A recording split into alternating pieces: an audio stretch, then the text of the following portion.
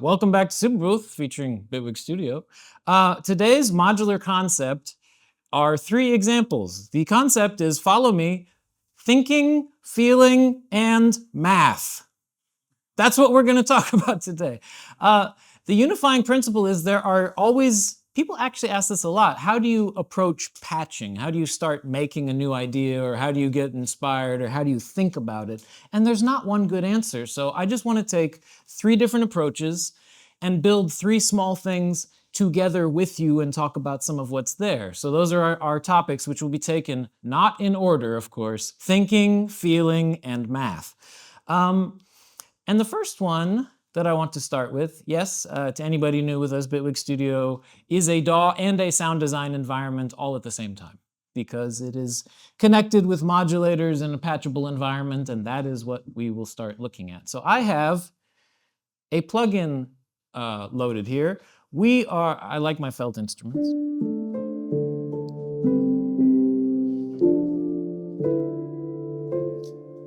It might sound different outside, so we're doing soft piano in here for the time being.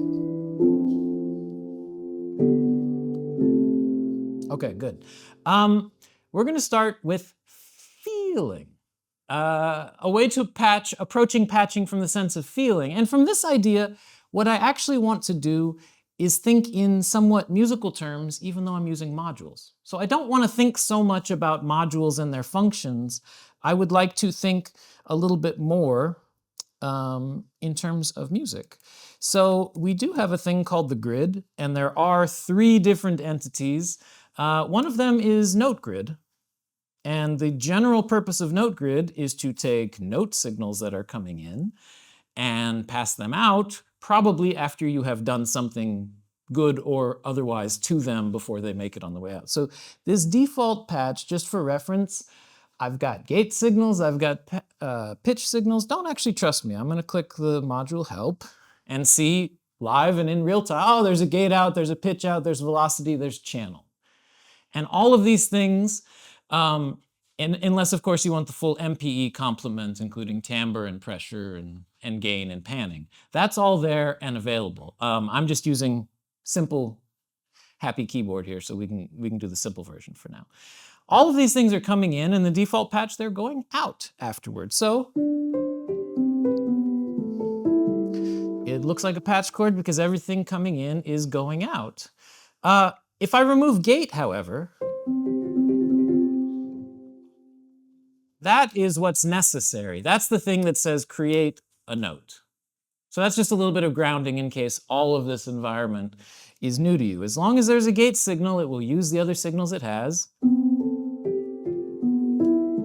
and create what goes through. Now, I want to think about this. Oh, I want to touch this sound a little bit.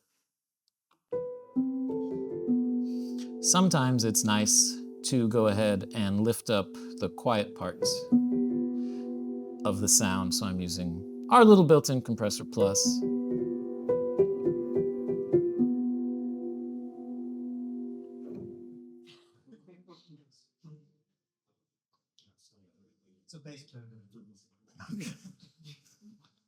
Does sound like a stopped pipe, I think you're right. All right. So, polish the sound part a little bit, and now we're going to approach patching from the standpoint of, yes, feeling. That's how I want to think about it. Because what I want to do here is, I'm fond of taking the familiar keyboard interface and making it behave a little bit differently, because then it makes me behave a little bit differently. So I'm just going to take this modular environment and approach it for a musical purpose. I have one signal going out. That's great. All the notes are coming through, and I'm going to go ahead and duplicate that output. And just in case, I remove the channel because now I've got the dry version, which is going out on channel 1, which we're always seeing down here. So now I'm just sending two notes at a time, basically. One on channel 1, one on channel 2. I don't know if I'm even going to use the channels, but it's useful to say I now have two streams and they're easy to manipulate separately if I want to work with them. I think the way I want to start, I don't know about you, all sound design process starts with a certain idea and you follow it until you find something more interesting, and then you kind of turn sideways. So the simple idea I want to start with is something like a note echo. something that just kind of repeats the note, and then we can add some questionable ideas to that.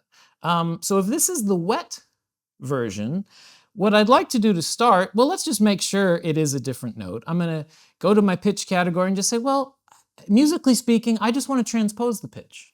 So I have something called octaver, which is indeed probably an octave shift of some kind.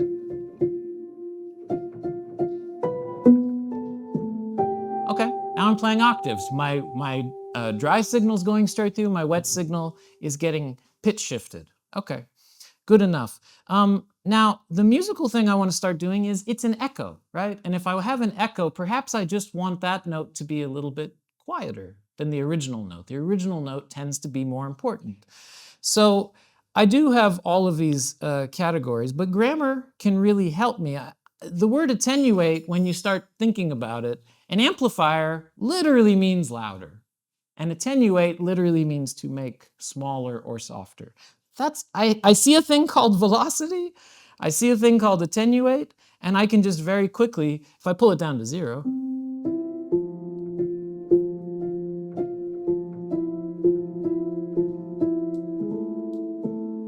so I'm just starting by making this wet channel path a little bit quieter. That's what I'm doing with the notes. Now, I said the magic word echo, and we saw that this gate input is kind of the king of all of it. It's the one deciding whether a note happens or not, and that includes when it happens or not. So if I look at all of these categories I've got, the one that falls into the echo category is probably delay. This is some kind of time-based effect, I suspect. Oh, time-based, okay, good.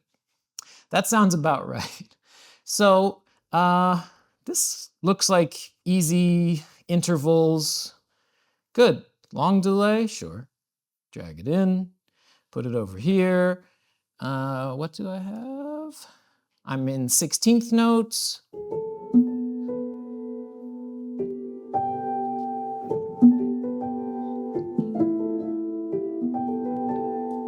That's not bad. Okay, cool. It's kind of working already. I'm not getting hung up on thinking about scopes and signals and what is a gate signal and all the rest. I'm just using modules that I probably know already for one purpose or another for a slightly different purpose. So good, fair enough. Now, let's get a little bit more interesting. The way I want the keyboard to act differently is it's a nice effect, but I don't want it all the time. I want to change it so that if I'm only playing a few notes, the echo doesn't happen. Only when I'm playing more than a certain number of notes, then you start getting the echo on notes. So very helpfully, as I look around, there's something called keys held, which seems to be pretty straightforward and very helpful. It doesn't matter whether this patch is mono or poly or anything else. All it's going to do is report at any given time how many notes are being held down. And every voice will get that same information, which makes it a very interesting and somewhat interface-related musical control source. So if I've got something like that, yes, it's not exclusively feeling. I still have to reach into logic at some point and say, if I want at least a certain number of notes, then that sounds like, is this greater than or equal to how many notes are occurring? And then I just need to say how many.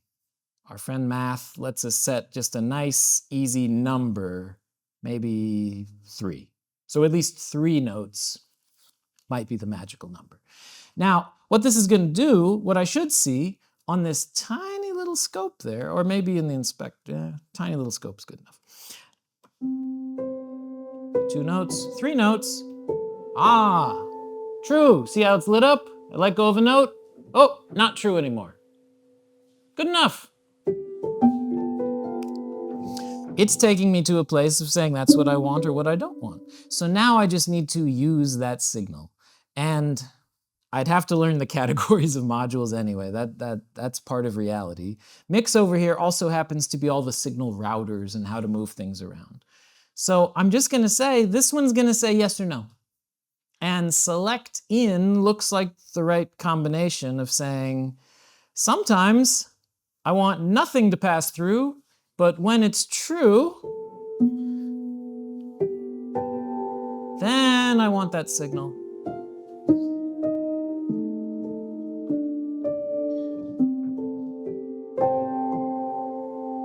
And it's starting to create something different and interesting that will respond to whatever I'm playing here. Because if I do,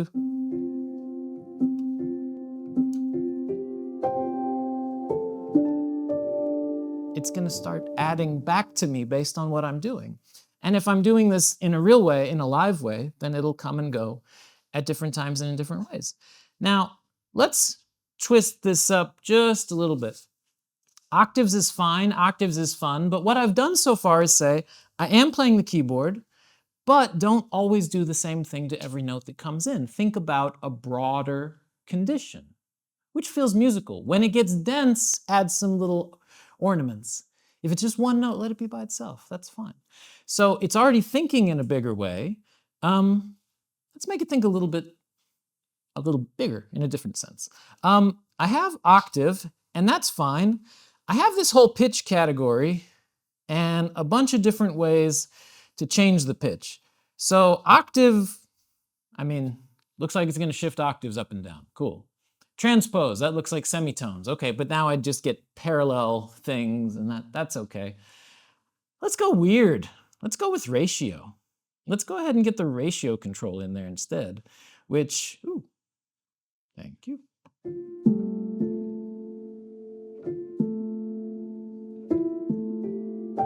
So that should be an octave, but this would be an octave and a fifth.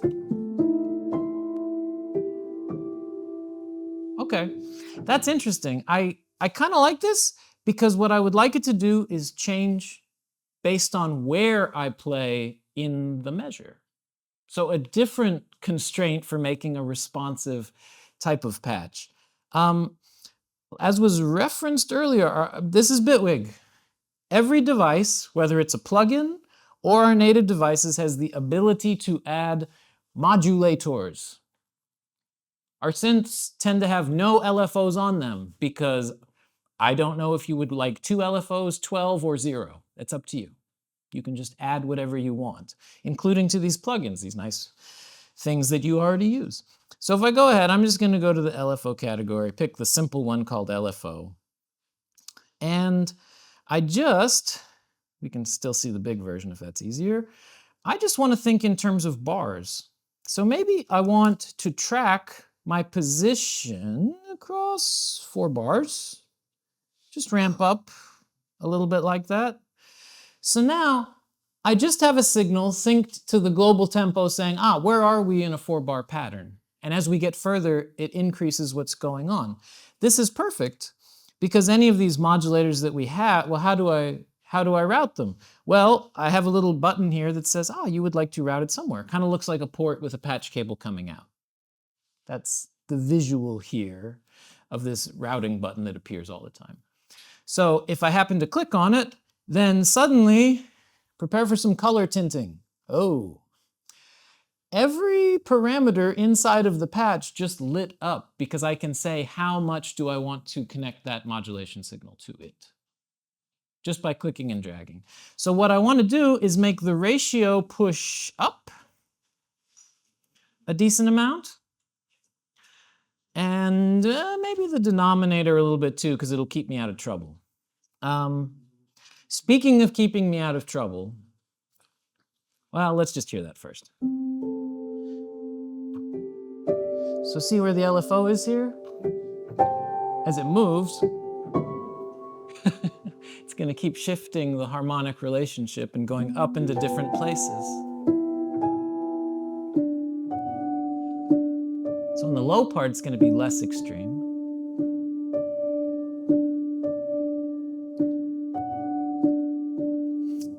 What I could do here, and if you're playing around with note processors, we've got 30-some note effect devices before you start going into the grid to make them yourself. But it would be a missed opportunity to not use, again, the musical thinking. I have this post output. This is creating signals that I want to play with. Cool, it's making notes. Notes are literally signal streams in here because they can be manipulated. Maybe the best thing I could do is then apply my own musical thinking at the end and say, now I know I'm doing all these harmonic shifts, just make it fit the key I'm playing in right now. Just make it land back in the key. Or even, I like that I'm working that way in the grid. I mean, you don't even have to look at this anymore. Now, I've got heads-up type controls.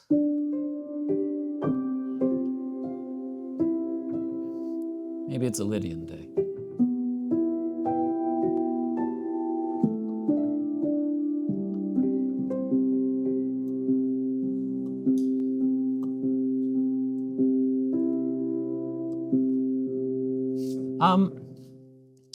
It's a missed opportunity to say I have to live in here all the time. There's a reason to work in the simple musical way. And there's also a reason to think about patching and starting it from the standpoint of what is it I want to do without the implications of how does the system work and what is the gate and everything else. All of these things are at play, this whole thinking, feeling, math. They're all going to happen. But where you start, the style that you're working in and the thing that you want to make. So maybe using a modular environment polyphonically to affect notes and create a harmony or counterpoint was not what you came to Superbooth expecting today. You're welcome. So that is example one. That is going through the approach of feeling, which means, of course, we have to follow up with math. Does everyone like math? Wow. I'm going to load a preset for a minute, and I hope it scares you a little bit. So we're going to take the math approach to things, and the place that this preset started was actually when Superbooth was coming up before Corona kind of shut everything down for a while. And sometimes you can only talk about math with friends, and that means it's Superbooth. So here we are. It's, you know, a lot of these modules, they're very familiar in certain ways. Oscillators, it's pretty obvious why an oscillator has key tracking, right? You want to play up and down the keyboard, you probably want the oscillator to follow. My patch doesn't have a filter, I'm very sorry. But if it did, you know, there's a reason that filters as well tend to have key tracking amount, that you might want it to open or close a little bit based on the note that you play. So it was kind of a fun challenge saying, well, how about a delay? Why doesn't a delay have key tracking? And in earlier versions of the grid, this is in the, we're going to make a much simpler version of this in a moment because new modules have come along that make life a bit easier. But just thinking about the math part sometimes will lead you to a different solution. What is going on here? Keyboard signal coming in, lots of math and delta, and ends up in a delay. And what happens if you perfectly tune a delay to match the wavelength of the note that you're playing? Well,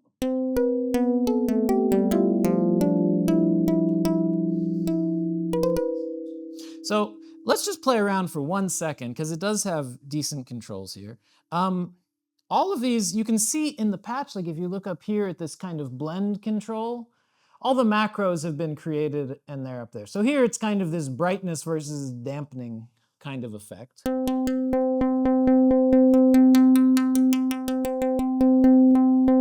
So if I'm on this damper side now, the harmonic control feels a bit physical, yeah? So whatever is moving here is just the impulse that ends up in the delay. And it's the same rule with music, right? What makes something sound like music? Well, once it repeats, it sounds like music. You could put random, you know, sounds in, and once they start repeating, oh, I can dance, great. I can't dance, but maybe you can. So what you have here is the delay is saying, oh, whatever you give us, we're going to turn it into nice even cycles because it's feeding back and repeating that sound over and over and over again. And that means the feedback on the delay over here, if I lessen it,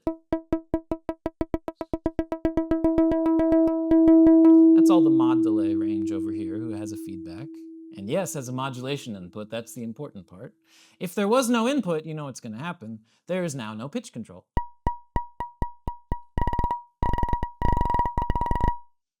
I mean, don't worry, you can still do an underground night.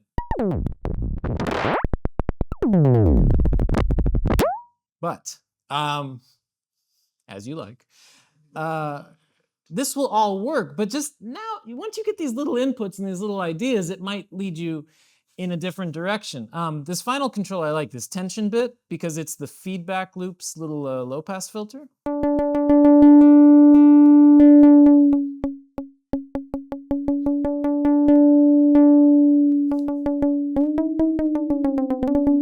It can be fun. Now, this is the part where we're amongst friends and we get to talk about math for 1 second. Because whenever math comes up, I do have to reconsult my spreadsheet to make sure that I'm thinking the right way, because there are so many ways to think about all this. If I look at MIDI notes, and let's just look for 1 second, I mean, this has a certain interface, and the way it's laid out, and it maps to MIDI notes, right? So if I look at the keys being played, then let's just take A, because that's where the nice values are. If I go from A to the next A, great. I have gone from note 57 to note 69. Okay, plus 12. That sounds familiar to the musical thinking, to the feeling about everything. And if I go to the next octave, 69 to 80, well, plus 12. Nice, linear, even relationship. Now, as everybody knows in one shape or form, that's not what our ear is actually doing. Our ear is not this nice linear thing. Our ear is somehow going from 220 up to 440, oh, okay, times 2, up to 880, uh-oh, that's, you know what? We're in a goofy spreadsheet. Let's just click the button. Oh, great, what are you, wow. Good. Yeah, add chart data, boom. That looks pretty linear. That is a straight line. That is the keyboard interface. Octaves are always the same distance apart, no matter who you are. Now, of course, if I move this over to the frequency side, that is not the straight line. That is the doubling every time you get to an octave, so you get this logarithmic type relationship. Luckily, most of the math here is kind of easy. See, how do delays work? Are delays working in hertz? No, not usually. They're thinking in seconds, milliseconds, that sort of thing. And right here next to frequency, we have the period or wavelength. Now see, these curves are basically the opposite. Oh. Because the good news is the frequency is the opposite of the wavelength. They are just the inverses, the reciprocals. One over this gives you the other one. So it's an easy enough transform. I told you we're talking about math. So let's go over here for a moment. How about we delete most of this? So I have this pitch input. The Bitwig source is thinking the way the note keyboard works. It's a different scaling, but it is linear. Luckily, remember that pitch category we were in a moment ago? We have some new options here. The hard part is always, and the reason there were so many modules a minute ago, like there, is getting from the linear to the log part. So how about I take a convenient module called pitch to frequency? And how about suddenly I now have pitch going into frequency? Fantastic. It's converted. Now I told you it's the opposite. I told you it's just one over the other. Let's go ahead. Oh, there's now a module called reciprocal. Wouldn't that make life easy? It is enabled. So now whatever comes in, well, let's look for a second. You saw some of these values over here. Yeah. I think there's someone who has a question. So yeah. Okay. Is it tempered the transition from pitch to frequency, or it has like a natural? It's not a it's a natural curve wherever you let. Like it's tempered. 12 notes per octave. Yes, this is Western tuning. Is that what you? Yes. Not the ancient. Sure. We'll get there in 2 minutes, though. Good news.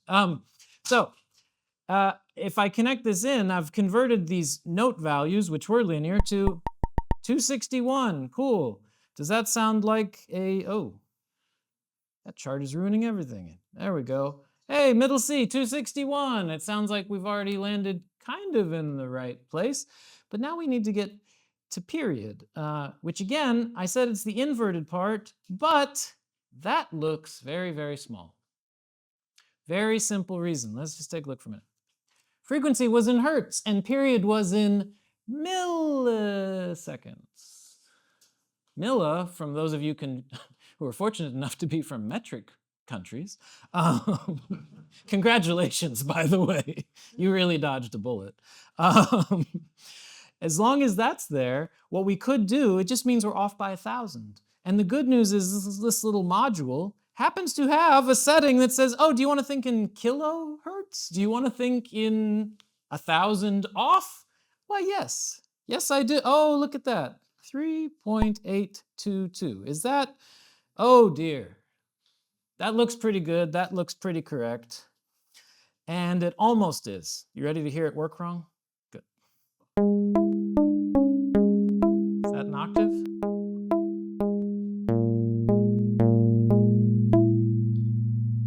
It's not Western, though.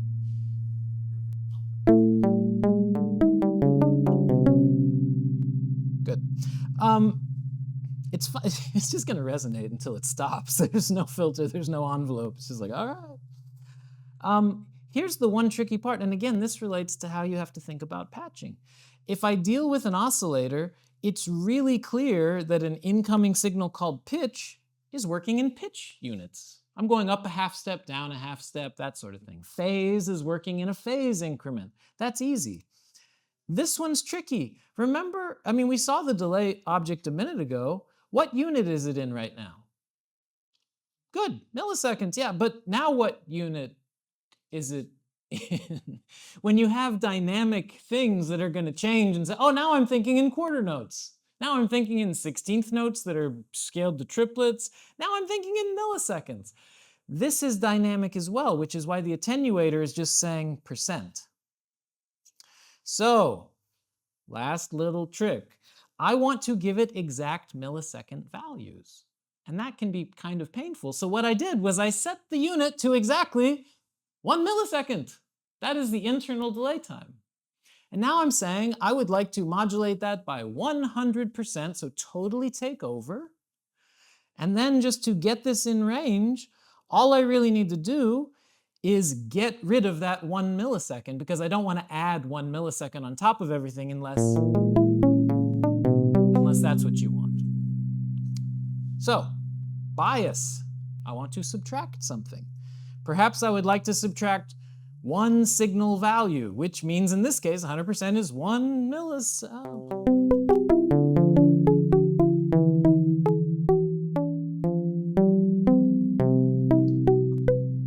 Those are octaves within the tension that we've applied here.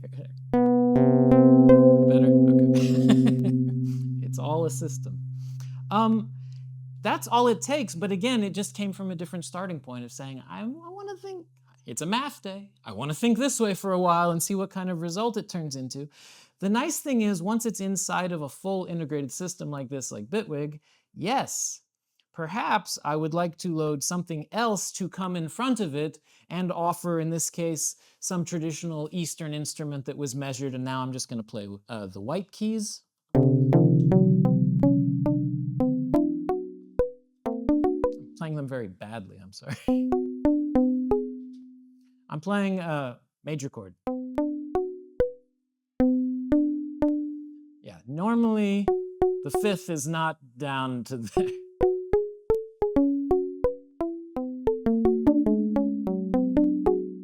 So that's a different way to approach it. And yes, of course, if we really want to be traditional, we could go to just intonation, which I think is what was being requested. And and go with the perfect intervals. And in case anyone has crystals with them, we will do 432 hertz. I feel the difference. All right. So, different example, all coming from the perspective of math. Is everything involved? Yes, of course it is. It has to be in the end, but where you start can kind of dictate the exploration that you take and where you end up with it. So, how about we go for one final example? Actually, we were here, we had this. This is kind of nice. Once you're manipulating signal, and nicely in the grid, every single signal inside of this environment happens to be, well, it goes very fast. All the signals are 4 times oversampled. So if your sample rate of your interface is 44.1, then everything is at like 190 something and 192 inside. Math's hard, we're not going to do that. But every signal inside the grid also happens to be stereo already, which can be kind of convenient. So I'm just going to take this little converter and say, maybe I want a little bit of spread.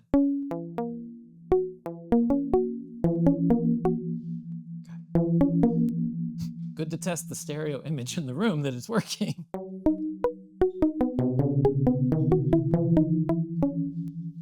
And again, the reason you do that linearly is you get a constant beating no matter what note you're playing, instead of doing this on the logarithmic side. So now very high notes will be crazy and very low notes will be, that would be a problem. But there's a lot that you can do with stereo. Wonderful segue. Well, we did some participation. Let's do it again. What would you like to do with stereo? What's a use of stereo that would be useful to you? What would you make with stereo? I just showed stereo detuning as an idea. Anything else come to mind? Yes. Ping pong delay. Ping pong delay. Fan favorite. That's a good one. There's all kinds of things. Sure, maybe, you know. Frequency split. Frequency split, that sounds fun. Putting different frequencies into different stereo fields, sure. That sounds, right? Splits. Oh, someone's still in math. FFT bin splits, all right. There's a whole lot you can do with stereo. Now, this is the part where for dramatic effect, I am turning off the speakers because we are not going to make anything that makes any sound anymore. This is Superbooth. We're going to build a component. Everything in the grid is stereo. That doesn't mean you have to use it for audio purposes. Let's not make an audio example. Let's make a component that just uses stereo for infrastructure purposes. Yes, I used that word. Take a look. I'm going to monitor the stereo-ness of this signal. The step sequencer is just outputting its signal and I'm scoping it, right?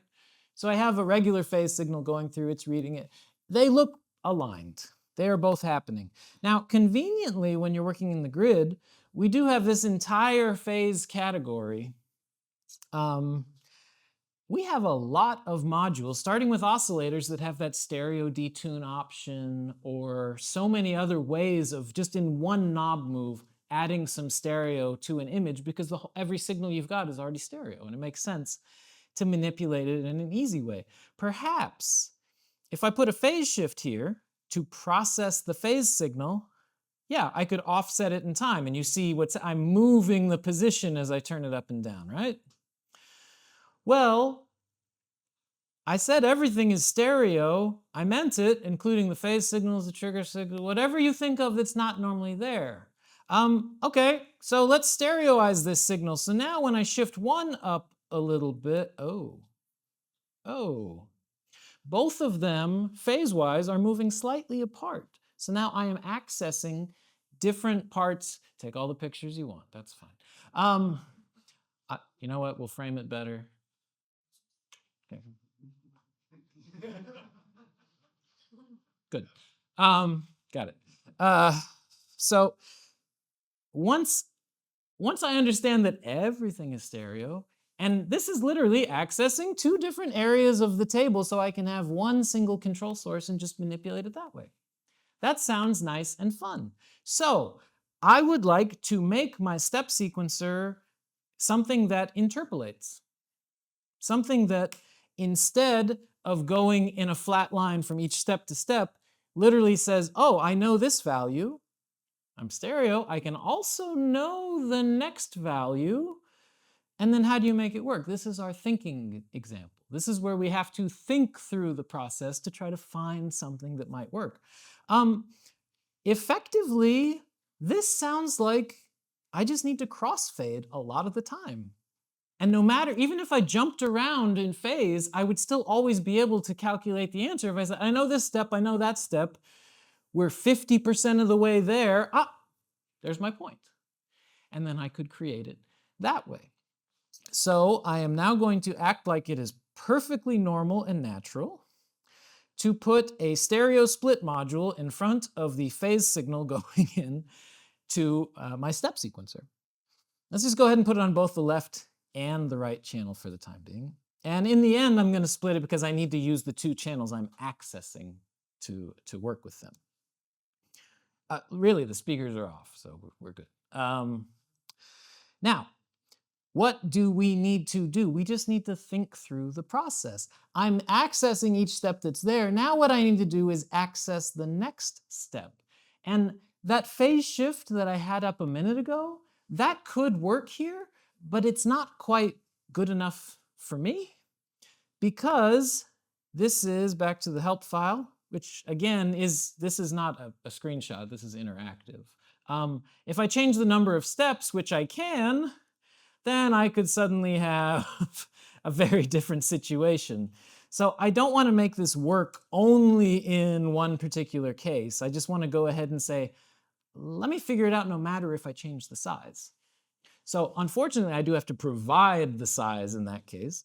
So what I want to do is say, step one is where we're going, and then the right channel needs to access always the next step. So if it's going further, that means I need to add. And that means what I need to add is phase signal is a signal that goes from 0 to almost 1. That's the whole point. It's all about looking up and then wrapping around. And it makes math very convenient because even if you go above 1, it just goes, nope, you're back at 0. And it'll make it nice and continuous and easy to look things up. So I'm just going to add, knowing that it will wrap back into range for me, thank you very much, one step. What's the distance of one step here? If I'm going from 0 to 1, well, that would be 1/8. That's all I really need. So 1 over, we're back to reciprocal. And again, I don't want to do weird percentages. I just want to do a nice solid number. So if I go 1/8 and say now, I would like to see the signal going from there. Let's break our relationship. There we go. So basically now I see that they are accessing different steps and the data is becoming complementary here. So one is accessing at the current step, one is just a step ahead, and that means I always have both values. And then I need to do something with it. So what's the missing part? The analogy was crossfading, right? So I just have one value, I'm going to crossfade to another value. If we're in signal mixing, then that sounds like a case where I would like to merge. I would like to move from the left signal to the right signal and create just a nice crossfade. And this module happens to give me an input to control which one is in charge. So now I just need a signal that says, where am I? Oh, I'm halfway between these two steps, but that means I need a signal that keeps going for every 2 steps from 0 to 1. I need to keep repeating that pattern. And remember, we're using phase partly because it is very convenient. What I need to do here, the easiest way, I already have a signal going 0 to 1 for the whole length, right? Cool, 0 to 1 for the whole length of the sequencer. Well, how do I make it go from 0 to 1 over and over and over again? How about I simply multiply that original phase signal by 8. So now, instead of 0 to 1, I'm going to go to 0 to 8 over time because phase will wrap for me. If I go to the phase category and say, let's take our nice little wrap module, and even if we just see that for a minute, does that look like a simple crossfade signal going from 0 to 1 at every single step? Because now every time it gets past 1, it says, nope, back to 0. Oh, back to 0. And it just cleans it up for me because it's treating it as a phase signal. So if that happens to go here, and now let's look at the original steps, and is now creating a, let's make this a little more readable, is now creating a crossfade signal. You see it happening, right? What have I just built? Oh, that, if we're doing pictures, let me know. That seems to have worked. That seems to have just let me say, I always know the current position. We could slow down the tempo, remember? It's nice to be the DAW, everything's synced, sample accurate. Oh, yeah.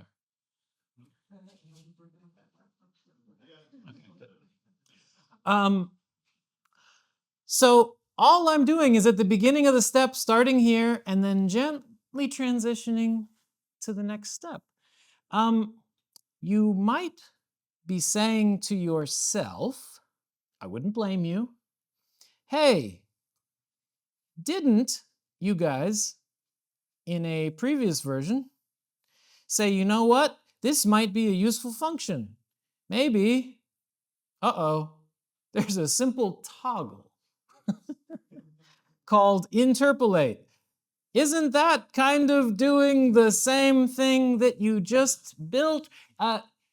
Yes, but what's the but? Why do we ever build something in the first place? Okay? Sometimes, yes, it's an academic exercise to try to learn something about how it works, whatever. But a lot of the time, it gives you a different level of control. So, let's play a game. Back to math thinking for half a second. Don't worry, it's only very conceptual. The absolute best range of numbers you can ever have is 0 to 1. 0 to 1 is a perfect, pleasant range because you can do anything you want to it. You can multiply by it and you'll get 0 to that other number. I just went 0 to 8 suddenly. You could add and offset it. You could move it in different directions. Guess what? In that other option with the toggle, all I get is linear. That's all I can ever do. What could I do here? Well, this is outputting the 0 to 1, the transition for every single step. So now, let's get interesting. What do I have in the level category? Oh, I have something called bend. Okay, cool. Let's make it, why not? Let's go huge. All I'm doing now is taking that curve, and what it's going to do is change for every single step that's coming in to give it a different shape. Oh, thank you. So even if you're a color theory person, now I've got red, blue, and now I've got purple. You can look at it different ways because I'm saying, oh, make it a longer holdout and then move at the very last moment and then curve in that way. What's the advantage here? Well, it doesn't even matter what my signal is. I could redraw this as many times as I want, and that function is going to keep working. If I change the step size, I just have to change it in 2 places, and then I can keep working that way. What else could I do? Well, maybe instead of bend, I'm going to right-click to replay. Oh, pinch. That looks fun. Maybe I want some sort of S-curve type thing or relationship. That's not a bad way to go. Now, again, I'm not going to hook up the speakers and suddenly play a fat beat. That's not why we're at Superbooth. You could apply this to anything you want and have it work in that fashion. Now that I've got this, pinch, bend, those are fun. Maybe you have ideas of your own. Maybe I want to load what's normally our wave shaper, but it's literally a transfer function. If you use it in the other devices, you don't see this nice little secret turn off bipolar, because that's not a good choice for audio shaping most of the time. But if I'm here, let's turn off the fancy math. Whatever. Okay, so what curve do you want? What curve would you like to happen now? You want it to do something like this or like that, or do the goofy thing, or both ways, or what's your idea of how this signal, whether it's fast or moving over the course of 20 bars, but no matter what I draw here now, it's always bounded by these two steps. It's never going to go outside of that range. If you're me, and I'm going to ask you to use imagination or think for a second, what I think might be interesting here, I might want to use this to affect an oscillator function, an audible function, whether it's amount of phase modulation or cutoff or something, but I like it to be nice and subtle until it gets to the end, but maybe I really wanted to do some quick tweaky nonsense in the middle. So that now every time it passes through, it just does some kind of jump in the center, which right now is a fixed value, but yeah, you could set that in a different way. So I get something that's kind of out of the ordinary. Anything you want to do with it would work. Any kind of approach would be fine, including, sure, now let's do the normal transfer function stuff and add gain to it, just to look up different parts of the table. At least it's automatable or modulatable. The short answer in the end is every type of approach to patching will work. If you want to feel your way through it and start in musical terms, this is an environment that lets you do this. If you want to go from a math perspective, oh, man, we didn't even dig into all the fun math over there, did we? No, and we won't, don't worry. Or if you want to take the thinking approach of once I solve one problem, I can get to the next one and see where it leads me. Once the interface looks like this and you can actually grab a hold of things and interact with them, whether it's drawing curves that are working at an audio or anything else, it feels more like an instrument than some kind of just background tool. And at least to me, that's appealing. So don't worry, there's no right way to patching. You can do any of them. You're probably going to do all of them. I guess we just did. Thank you. See you again next time.